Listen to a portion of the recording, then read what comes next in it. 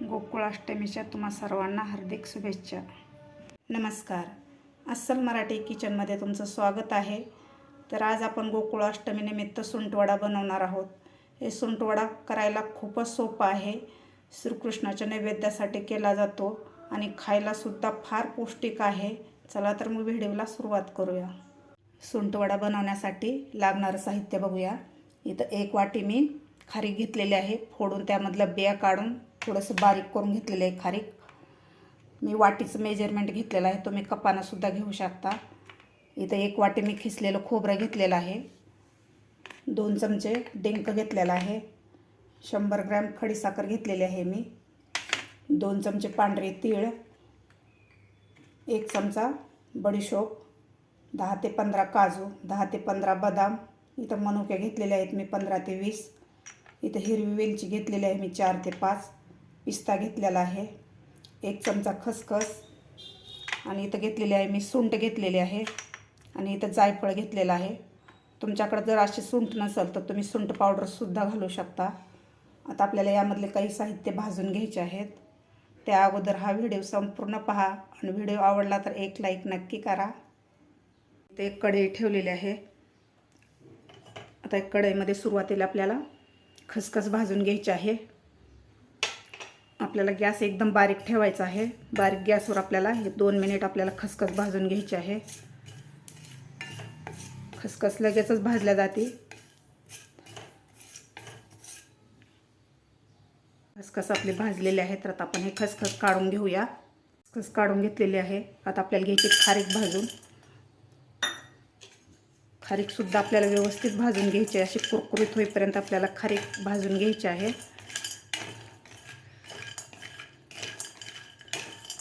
हे आपल्याला सगळे साहित्य भाजून घ्यायचे आहेत कारण आपला सुंठवडा जास्त दिवस टिकू शकतो. तुम्ही जास्त प्रमाणात करून तुम्ही 1 महिनासुद्धा तुम्ही हे सुंठवडा स्टोअर करू शकता. व्यवस्थित आपल्याला खारीक भाजून घ्यायची आहे. गॅस आपल्याला बारीकच ठेवायचा आहे. बारीक गॅसवर आपल्याला 2 ते 3 मिनिट हे खारीक भाजून घ्यायची आहे. आपली खारीकसुद्धा व्यवस्थित भाजलेली आहे तर आता हे सुद्धा आपण काढून घेऊया.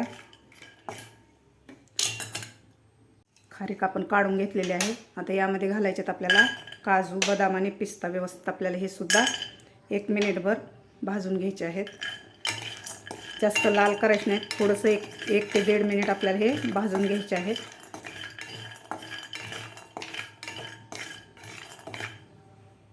हे ड्रायफ्रूटसुद्धा भाजलेले आहेत. थोडेसे असे डाग पडलेले आहेत त्यावर. आता हे सुद्धा काढून घेऊया. ड्रायफ्रूट तुमच्या आवडीप्रमाणे घालू शकता. कोणतेही ड्रायफ्रूट तुमच्या आवडीप्रमाणे. आता हे सुद्धा आपण काढून घेऊया. त्याला भाजून घ्यायचे आहे सोपसुद्धा 1 मिनिटभर आपल्याला व्यवस्थित भाजून घ्यायची आहे. कढई आपली गरम आहे त्यामुळे पटकन भाजले जाते सोपसुद्धा व्यवस्थित भाजलेले आहेत. तर आपण काढून घेऊया. काढून घेतलेले आहेत. आता आपल्याला तीळ भाजून घ्यायचे आहेत. तीळसुद्धा आपल्याला 1 ते 1.5 मिनिट भाजून घ्यायचे आहेत कारण कढई गरम आहे, पटकन भाजल्या जातात तीळसुद्धा. तीळसुद्धा आपले भाजलेले आहेत तर आपण काढून घेऊया. सुद्धा आपण भाजून काढून घेतलेले आहेत. यामध्ये घालायचं आपल्याला डिंकसुद्धा आपल्याला 2 मिनिट व्यवस्थित भाजून घ्यायचं आहे डिंक.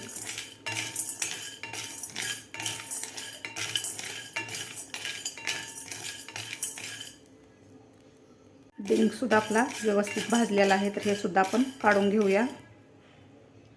काढून घेतलेलं आहे. आता यामध्ये घालायचं आपल्याला खोबरं भाजून घ्यायचं आहे आपल्याला. खोबरंसुद्धा आपल्याला 2 मिनिट थोडासा असा तांबूस कलर होईपर्यंत आपल्याला खोबरं भाजायचं आहे. जास्त पण लाल नाही करायचं. खोबरं लगेचच भाजलं जातं. गॅस आपल्याला अजिबात वाढवायचं नाही. बारीक गॅसवरच आपल्याला खोबरंसुद्धा व्यवस्थित भाजून घ्यायचं आहे. खोबरंसुद्धा आपलं व्यवस्थित भाजलेलं आहे. थोडासा असा गोल्डन कलर झालेला आहे. तर आता आपण खोबरंसुद्धा काढून घेऊया.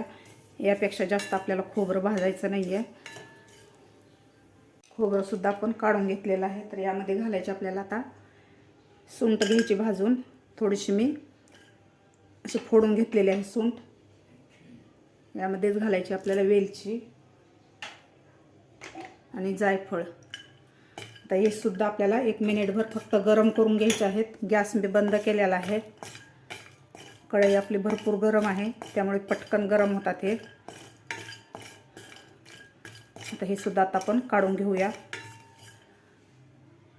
आपलं हे भाजून घेतलेलं साहित्य सुद्धा व्यवस्थित थंड झालेलं आहे. मी इथे एक मिक्सरचं भांडं घेतलेलं आहे. यामध्ये आपल्याला हे भाजून घेतलेले खारीक घालायचे आहे.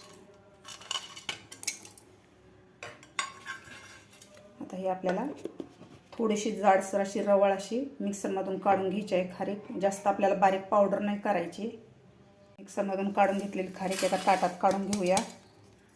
थोडीशी जाडसरच काढून घेतलेली आहे. आता यामध्ये घालायचं आपल्याला ड्रायफ्रूट. याची सुद्धा आपल्याला पावडर करून घ्यायची आहे. ड्रायफ्रूट सुद्धा मी अशा प्रकारे बारीक करून घेतलेले आहेत. आता हे सुद्धा आपल्याला याच ताटात काढून घ्यायचे आहेत. आता यामध्ये घालायचं आपल्याला आता डिंक. डिंक सुद्धा आपल्याला बारीक करून घ्यायचं आहे.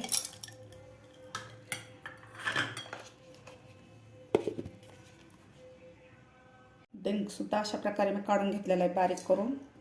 आता डिंक सुद्धा आपल्याला त्याच ताटामध्ये काढून घ्यायचं आहे. आता तीळ, खसखस आणि सोप आपल्याला थोडीशी बारीक करून घ्यायची आहे. यामध्ये याची सुद्धा आपल्याला पावडर करून घ्यायची आहे. तीळ, खसखस आणि बडीशोप अशा प्रकारे मी बारीक करून घेतलेले आहे. त्याच ताटामध्ये आपल्याला हे सुद्धा काढून घ्यायचं आहे. आता आपल्याला मिक्सरच्या भांड्यामध्ये खडी साखर, सुंठ, जायफळ आणि वेलची आपल्याला सगळ्यात शेवटी काढायची आहे. बारीक करून घ्यायची आहे. आपल्याला खडीसाखरच वापरायची आहे शक्यतो, कारण श्रीकृष्णाला खडीसाखर खूप प्रिय आहे आणि त्यांच्या प्रसादाला सुद्धा खडीसाखरच चालते. तुमच्याकडे नसेल तर तुम्ही साधी साखर सुद्धा वापरू शकता. आता आपण हे सुद्धा बारीक करून घेऊया. खडीसाखर, सुंठ पावडर, जायफळ आणि वेलची आपण काढून घेतलेली हे सुद्धा आपल्याला यामध्येच घालायचं आहे. एकदम अशी बारीक पावडर झालेली आहे. आता यामध्येच आपल्याला भाजून घेतलेलं खोबऱ्याचा किस सुद्धा घालायचा आहे.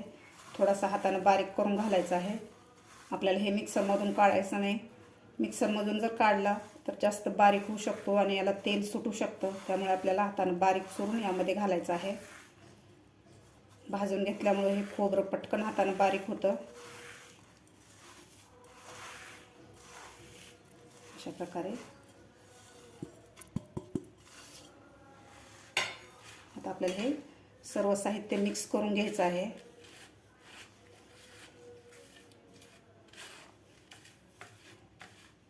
गोकुळाष्टमी जवळ आलेली आहे, तर गोकुळाष्टमीला सुंटवडा केला जातो. श्रीकृष्णाला नैवेद्य दाखवला जातो सुंटवड्याचा आणि श्रीकृष्णाला प्रिय आहे सुंटवडा. हे नैवेद्यासाठीच नाही तर आपल्या शरीरासाठी सुद्धा खूप पौष्टिक आहे. तुम्ही दररोज 1 चमचा हा सुंटवडा जर खाल्ला तर आपल्या शरीराला खूप सारे फायदे होतात. व्यवस्थित मिक्स करून घेतलेला आहे. आता आपण यावरून घालूया आपण मनुके.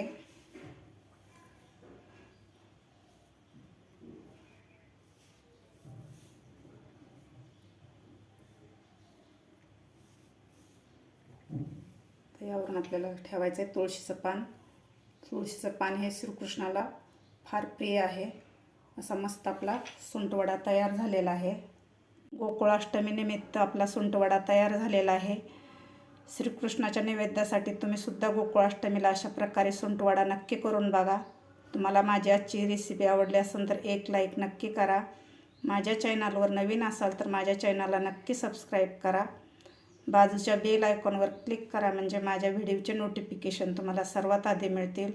भेटूया अशाच एका छानशा रेसिपीसोबत. तोपर्यंत धन्यवाद.